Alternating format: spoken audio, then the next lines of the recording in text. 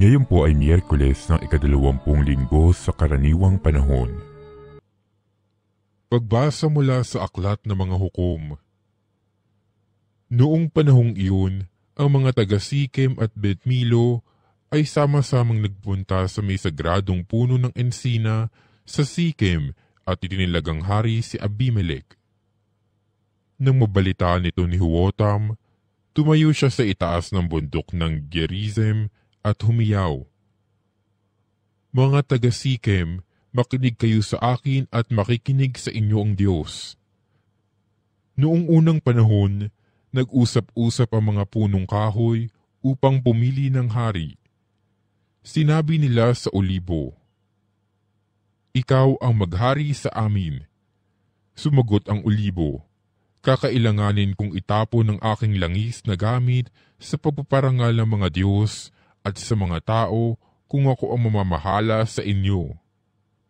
Sinabi nila sa igos, "Ikaw na ang maghari sa amin." Ngunit sumagot ang igos, "Kakailanganin kong iwan ng masasarap kong bunga kung pamamahalaan ko kayo." Kaya sinabi nila sa ubas, "Ikaw na ang maghari sa amin." Sumagot ang ubas, "Sa akin nang gagaling ang alak na pampasaya sa mga Diyos at sa mga tao. Kakailanganin kong iwan yaon kung ako ang maghari sa inyo." Kaya sinabi nila sa dawag, "Ikaw na nga ang maghari sa amin." Ang sagot ng dawag, "Kung talagang ibig ninyo akong maging hari, sumilong kayo sa akin. Kung ayaw ninyong sumilong, magpapalabas ako ng apoy upang sunugin ang mga sedro ng Libano." Ang salita ng Diyos. Puon ang bigay mong lakas, sa hari nagpapagalak.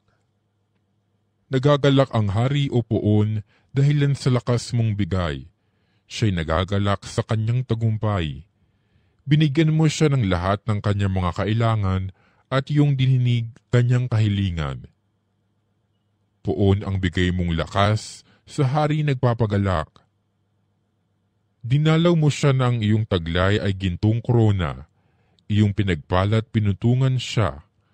Hiling niya'y buhay at yun ang iyong pinagkaloob. Buhay na mahaba at walang pagkatapos.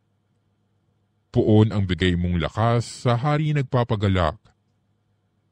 At naging dakila, pinakadakila mo ng iyong tulungan.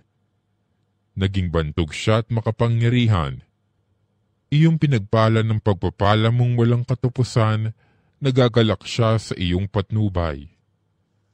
Puon ang bigay mong lakas, sa hari nagpapagalak.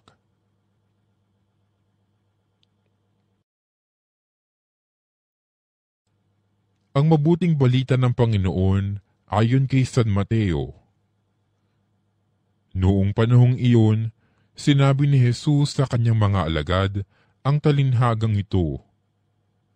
Ang paghahari ng Diyos ay katulad nito.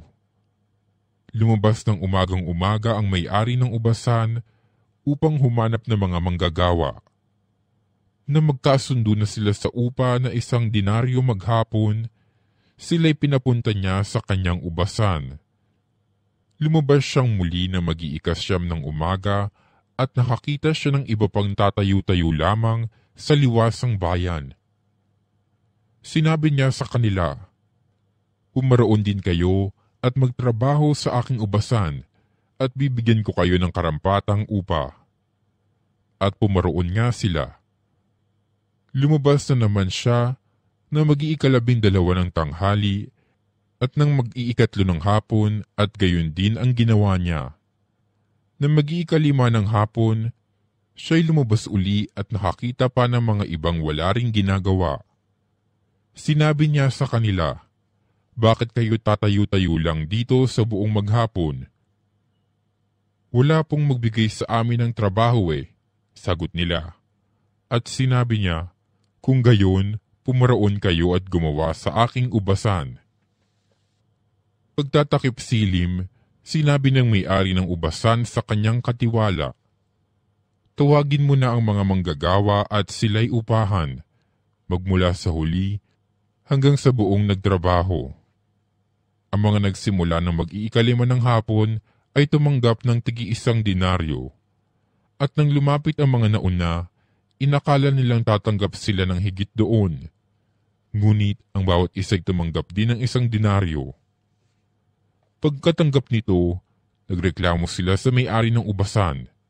Sabi nila, 1 oras lang po gumawa ang mga huling dumating, samantalang maghapon kami nagpagal at nagtiis ng nakapapasong init ng araw.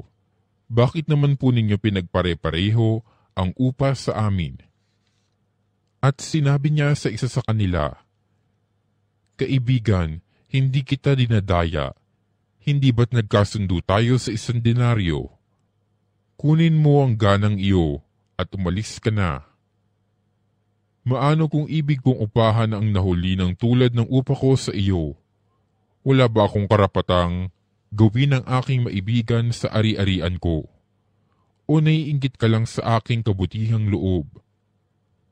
Kaya't ang nahuhuli ay mauuna at ang nauuna ay mahuhuli.